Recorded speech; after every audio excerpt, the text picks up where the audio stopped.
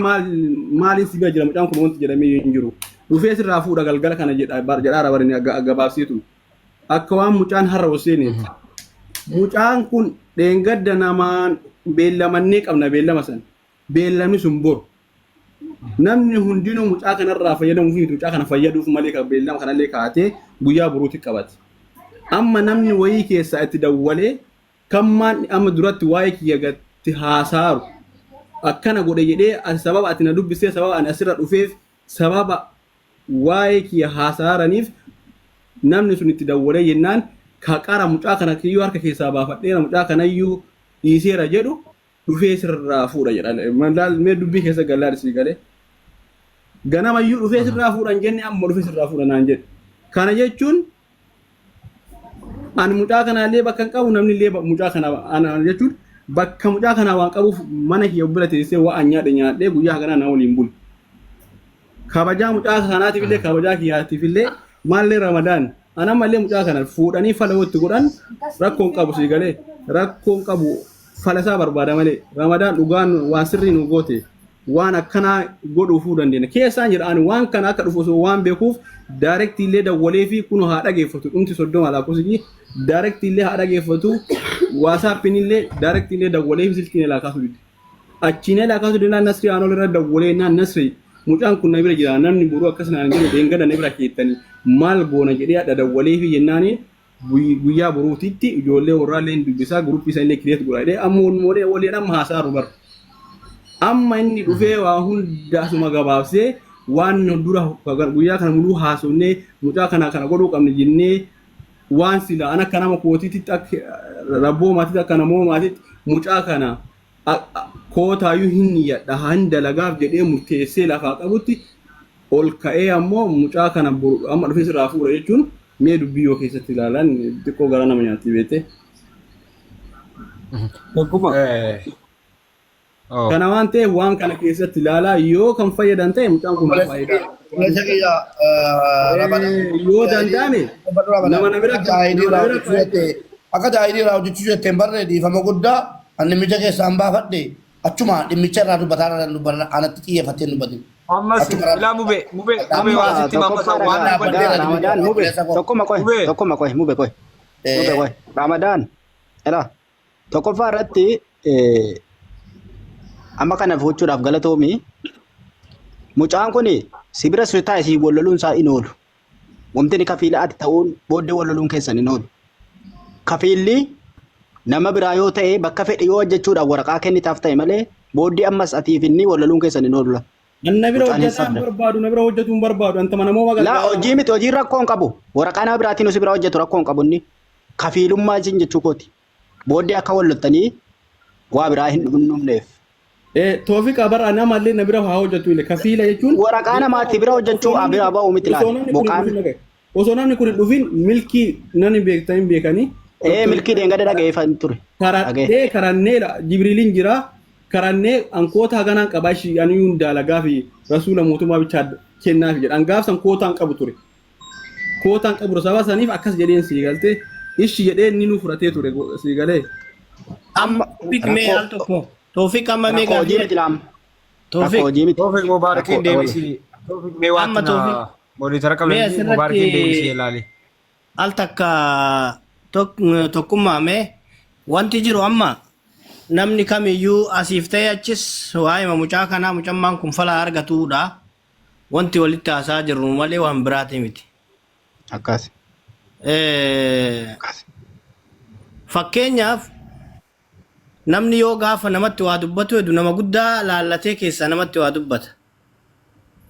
Fakkeenyaaf yeroo Mubaarak Hussein ifama maqaa isaa meeshin gochuufi miti ani nan gammadeeyyu maaliif tarii mucaan kun fala hin argata nama walitti qaqqabaa asumarraayyuu gargaarsi eegalatti ilaale namumarraayyuu mee namni waa hin hiyyattan jedheetiniin gargaarsumatti seena seeyyu maaliif Mubaarak nama gargaaruudhaan hedduu nama beekamaadha. As deebi inni waan biraa haasofni isaa waan biraa haasofni kenna waan biraa amma tokkoffaa obboleessa kiyya Mubaarak inni shisma Ramadaani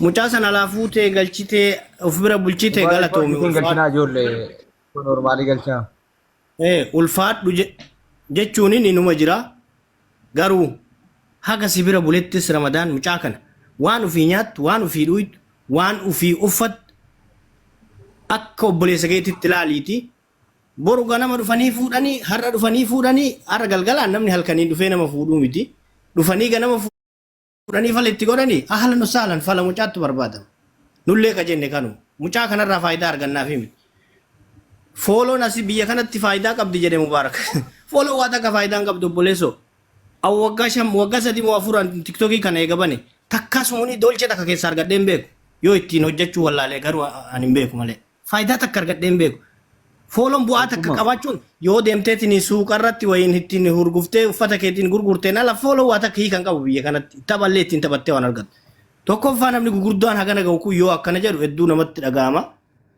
anamma akka nama tokkootti ani gooddanyaamu ramadaanii boru ramadaan mucaa kanarra yoo waa geesse wajjumaan arrabsama addaa miti anis dhaqee argeera mucaa kana ramadaanis fooloodhaaf mucaa kana yoo ofitti qabu taate borga nama mubaarakitti sarakkabu fooloodhaaf yoo ofitti qabu taate fooloo nama tokko mataa gad deebisanii jennaan har'a kumni dubbin dhufti rakkoo hin qabu fooloon himaa bu'aa hin qabu yoo dhugaa taate mucaa kana waan ani niyyadheef illee waan ati niyyatteef waan namni kun mara niyyateef walitti fuffuudhanii osoo fala kaayaniifitu irra gaarii ture malee mucaa fayyummaa isaatiin achi jira fayyama isaa irraa fuudhuudha garuu jaran wallahi rabbi ka argu keessa kiyyatti ani shiraa fi miti mucaa kan hin gargaara wayita jenna yoo uguriin dubbiin shiraa wayii duuba jiraatte asumatti dhaabuun barbaachisaadha gama kiyyaan irraa bu'eera anis hamileen kiyya wallahi reefu ka'een fi amma ka'een haasaa mubaarak yeesitti naan taane haasoon mubaarak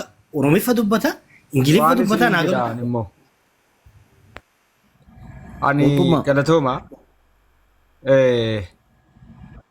Fuad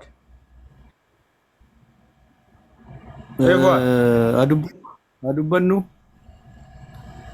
Dr. Mubarak kun isa keenyaati moo isa kam yaa gaa'e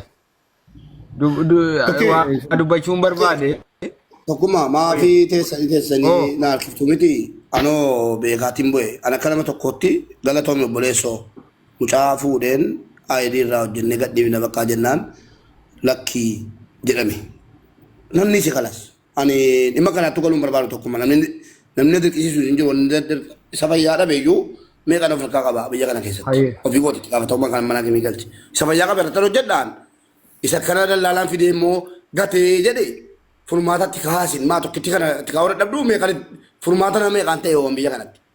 Jara kanaa waliin taataniitu furmaata keessaniif yoo waliin taataniifaa. Maa tokkee dhageeffadhu ammas taanaan mucaa kanaa furmaanni akka inni itti kaa'amu jarri qabaannaan waan tokko rakkoon qabu. Waan tokko rakkoon qabu gara kooti maa na fide seetamu. Ani nama fidaan jira gaafa mubaaraktu na fide jedhee namni na himate na waama. Kanaan jechuun waan namni fide irraa dubbachuu kanatti xiqqoo si rakkisa tokkummaa. Qofaa namaa walitti buuta lamaffaa immoo gabaabumatti erga kaansileeshinii qabaatu an kaansileeshinii qabaachuu isaan beeku beektaa.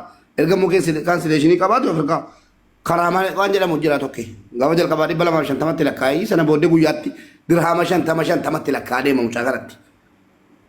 Nama iyyuu dirqama goonee nama dirqamatti gochuu bane ijoolleetti dadawwalee ijoollee na beekanutti ijoollee hin beekne dadawwalee dirhama 50 guyyaatti mucaa kanatti lakkaa'aa jira. Akkan itti lakkoofne irraa gabaabsuudha. Maal godhanii aayidii irraa hojjechuudha. Gara furmaataatti deemuudha amma. Siigalee namni beeku waa furmaatu waan jaalladha malee waan biraan jaalladhu. Furmaanni mucaa kanaa maali? Aayidii irraa hojjechuudha. Akkamitti tu namni hin deemnee namni dhagaheera. Ammas booddee waa'ee mucaa kanaati.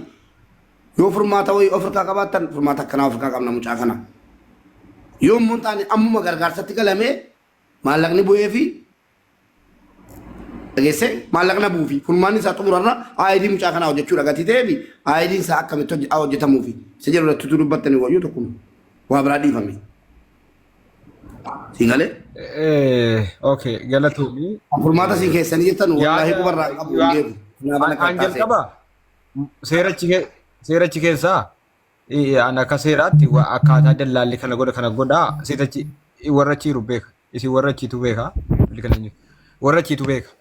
Jalqabfa mucaan Ramadaan jedhamu kana an akka kiyyatti karaarraa argitee galtee ijoolleen keenya asii achi jedhan ammaanan jedhaa ture mubee Mee namni dandeessan waga sarrabsitan irraa fuudhaati ayidii maal jettu kana irraa hojjedhaan jedhaanii ture jechuudha.